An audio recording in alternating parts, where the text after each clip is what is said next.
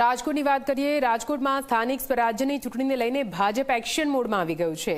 ભાજપ સંગઠન પ્રભારી અનિરુદ્ધ દવેની કમલમમાં ખાસ બેઠકનું આયોજન કરવામાં આવ્યું।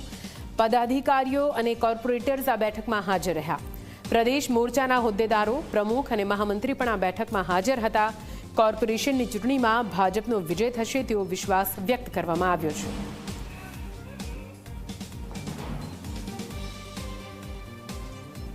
युवा मोर्चा कार्यकर्ताओं खूब भाव प्रेम थी स्वागत कर्यु। राजकोट भाजप महानगर कार्यकर्ताओं खूब भाव प्रेम थी स्वागत कर्यु।